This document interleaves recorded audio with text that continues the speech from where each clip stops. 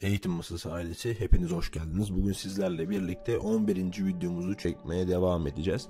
Geçen videomuzda Lenin'den bahsetmiştik, devrimin başlangıcından. Bu videomuzda da devrimin gerçekten başladığı süreçten bahsedeceğiz dostlarım. Yine 10 dakika, 15 dakikalık bir video olacak. Detaylı bir şekilde dinlemenizi istiyorum dostlarım. Kanalımızın büyümesi ve videolarımızın izlenmesi için de abone ve beğeniler bizim için gerçekten çok önemlidir. Çok vakit kaybetmeden hemen videoya geçelim ve bakalım devrim nasıl başladı. 1917 Ekim devrimi.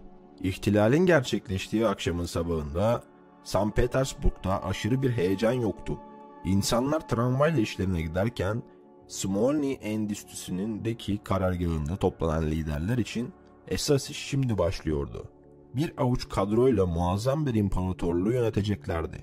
Lenin bu konuda yol göstericiliğini tekrar sergiledi. Hükümet mekanizmamız hatalı olabilir ama icat edilen ilk buhar makinesi de hatalıydı. Çalışıp çalışmayacağını kimse bilmiyordu. İlk makine çalışmasaydı bile şimdi buhar makinelerimiz var. Hükümet mekanizmamızın hatalıysa bile mühim olan proleter devlet sistemini icat edilmiş olmasıdır. Aradan fazla zaman geçmeden Bolşevikler 1918'de Komünist Partisi adını alarak ülkenin tek partisi haline geldi ve siyaseti tamamen tek eline aldı. Yani devrimci parti artık devlet partisiydi ve Sovyetler tamamen göstermelik kaldı. Parti dışında kalan hiç kimsenin siyaset yapma hakkı yoktu ve parti içerisinde bile yüz binlerce kişi farklı düşüncelerden dolayı tasfiye edildi, öldürüldü ve sürgüne gönderildi. Bu sürecin başında ilk günlerde Bolşevikler sosyal devrimciler ile ittifak halindeydi. Ancak bu grup içerisinde Bolşeviklere ölümüne karşı olan bir kesim bulunmaktaydı. Ekim 1917'den Ocak 1918'e kadar olan süre bir kurucu meclisin açılması için hazırlık çalışmalarıyla geçti. Ne var ki kurucu mecliste istediklerini yapamayacaklarını anlayan Bolşevikler, kurucu meclisin açılacağı 6 Ocak 1918 sabahı kapısına bir nöbetçi gönderdiler ve bunu kapattıklarını ilan ederek Sovyetler adına kendi iktidarlarının inşasına geçtiler. 1918 yeni rejim için en kritik yıldı. Ülkenin her tarafında muhalif güçler örgütleniyor, Ukrayna, Almanya ordusundan yararlanarak ayrılıkçı bir rejim kuruyor ve Mart ayında Almanya, Brest-Litovsk Ruslara büyük toprak kaybı ve maddi tazminat ödemesi gerektiren bir barışı kabul ettiriyordu. Bolşeviklerin bir kısmı dahi bu utanç verici anlaşmayı kabul etmemek için direndiler. Ama Lenin vakit kazanmak için bunu imzalamaları gerektiğini söyledi. Esasen Almanya Ekim ayında savaş dışı kalınca terk ettikleri toprakların bir kısmını tekrar işgal ettiler.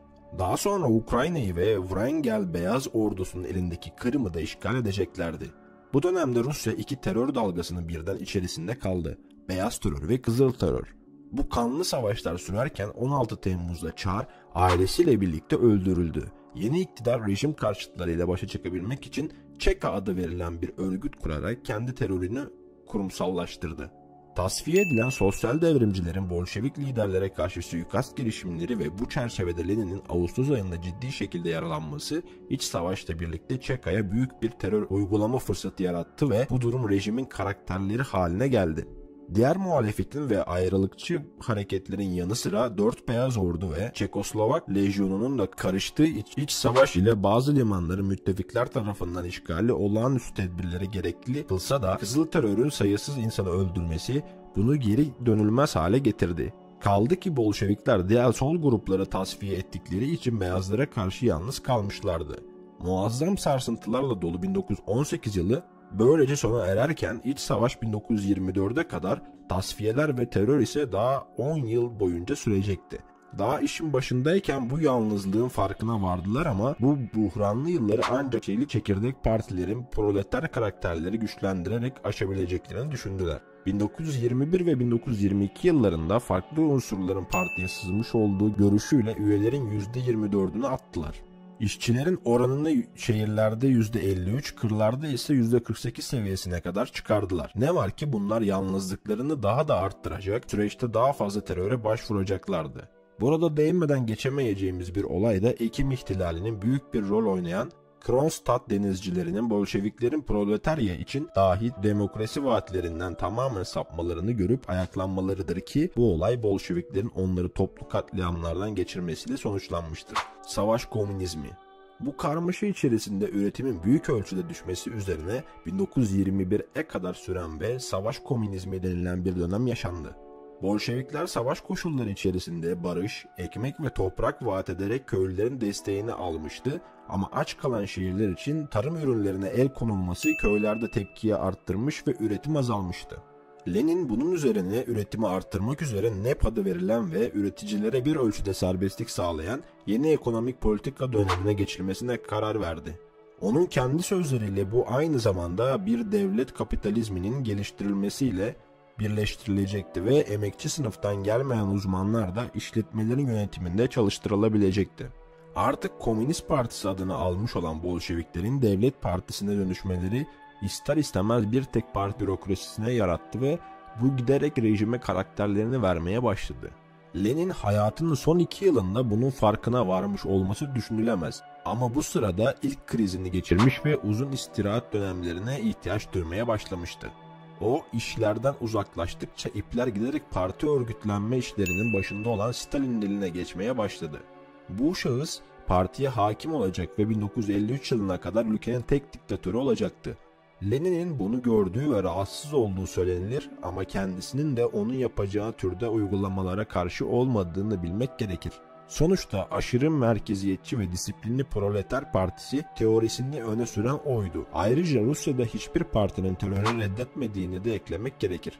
Lenin 1917 Ekim ihtilali sırasında Avrupa proletaryasında bağ kurarak devrimin ayakta kalma şansı bulacağını ifade etmişti. O günlerde tek ülkede sosyalizm mümkün görülmüyordu. 1918-1919 yılında Almanya'daki Spartakist ayaklanma başarısız olup Rosa Luxemburg ve Karl Liebknecht'in öldürülmesinden sonra bu umutlarının sönüp içe dönmeleri yeni rejimin kapalı ve baskıcı yanını arttırdı.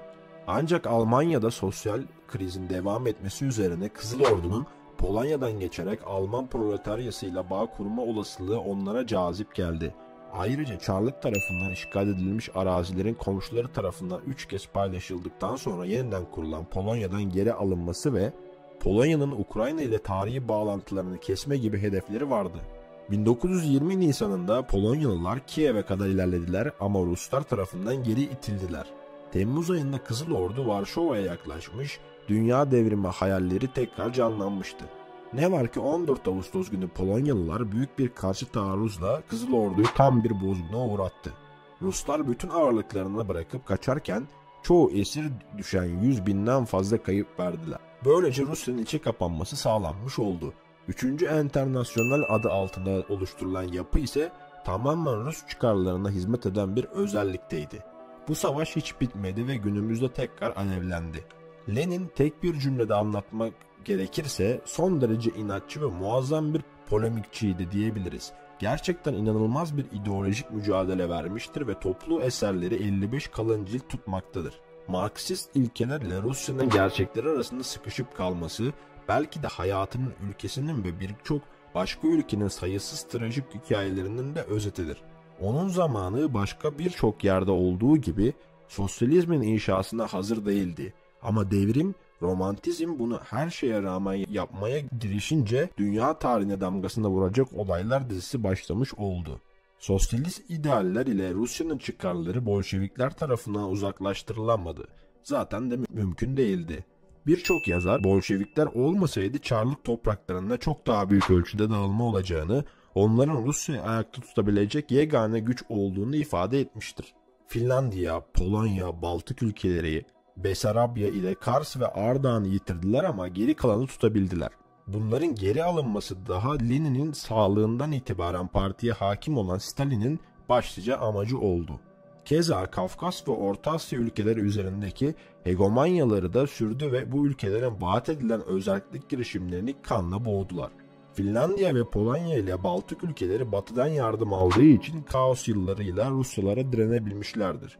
Ruslar 2. Dünya Savaşı'nda Hitler ile başlayarak Polonya'yı 4. kez paylaşıp eski Çarlık topraklarını tekrar işgal ettiler ama bu da kalıcı olamadı. Lenin her ne pahasına olursa olsun tek partinin iktidarını savundu. Bu doğrultuda ulusların kaderini tayin etmelerine izin verilmediği gibi enternasyonalizm de sadece Rus çıkarlarıyla çakıştığı ölçüde gündeme geldi. 1924 yılında öldüğü zaman ülke huzura kavuşmamış olup bu kaos bir bakıma günümüzde dahi sürmektedir. Slavcı Bolşeviklerin gölgesi hala Kremlin'in loş koridorlarında dolaşıyor.